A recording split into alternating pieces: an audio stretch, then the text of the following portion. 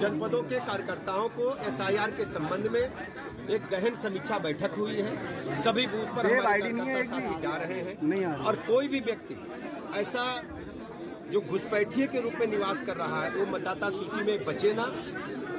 जो नाबालिग मतदाता हैं वो मतदाता सूची में उनका नाम डिलीट किया जाए, जो मृतक है उनका डिलीट किया जाए और इसके अलावा पूरी तरह से जो गणना प्रपत्र फार्म मिले हैं वो 100% जमा हो। इसके लिए एक बड़ा अभियान भारतीय जनता पार्टी ने भारत निर्वाचन आयोग के निर्देशों के अनुरूप छेड़ रखा है।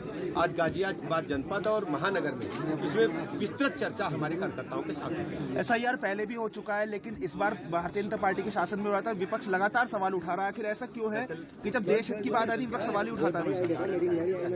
वो संभावित हार देख रहे हैं। बिहार में भी हारे हैं, बिहार में हारे हैं जंगल राज की वजह से आरजेडी के, और यूपी में भी समाजवादी पार्टी के जंगल राज गुंडा राज से अभी यूपी के लोग भूले नहीं है, अच्छी तरह याद है। ये आएंगे तो गुंडई होगी, जंगल राज आएगा। इसीलिए ये अभी से अपनी संभावित हार को देख करके फेस सेविंग कर रहे हैं। सर, अखिलेश यादव ने आगरा में दरगाह पर चादर चढ़ाई थी, उसके बाद पत्रकारों से बातचीत करते हुए कहा था कि ये लोग हमारे वोट काट देंगे। आपको पता है ये वही लोग हैं जो तुष्टीकरण की राजनीति करते हैं, वोट बैंक बनाते हैं। भारतीय जनता पार्टी सबका साथ, सबका विकास, सबके विश्वास के आधार पर जन जन को जोड़ करके काम कर रही है। हम खुले हृदय से मतदाता सूची पारदर्शितापूर्ण निष्पक्ष बने, इसके हम पक्षधर हैं और भारतीय जनता पार्टी के कार्यकर्ता निर्वाचन आयोग के निर्देशों के मुताबिक काम कर रहे हैं। अगले साल राहुल गांधी ने एक रैली बुलाई है दिल्ली में, क्या कहेंगे उस रैली को लेकर? आप जानते हैं कि सब फ्रस्ट्रेटेड लोगों का एक समूह है, सत्ता के लोलुप लोगों का एक मैं कह सकता हूं जुटान है, जो एन प्रकार सत्ता चली जाने के कारण बेचैन है।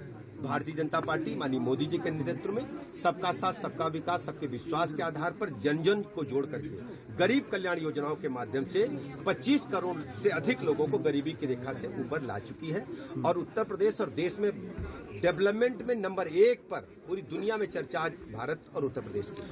2027 में कई राज्यों में चुनाव होंगे, क्या बंगाल में इस बार कमल खिल पाएगा? ये पश्चिम बंगाल में प्रचंड बहुमत के साथ बीजेपी आ रही है। पिछली बार मात्र वहाँ 3% का अंतर था और जिस ढंग से वहाँ बाबरी मस्जिद बनाने का ऐलान तृणमूल कांग्रेस के नेताओं ने किया है, उनको देश से माफी मांगनी होगी और बाबर जैसे आक्रमणकारी को देश के लोग कभी स्वीकार नहीं करेंगे। ममता बनर्जी भी तुष्टीकरण की राह पर ही चल रही है। ठीक सर।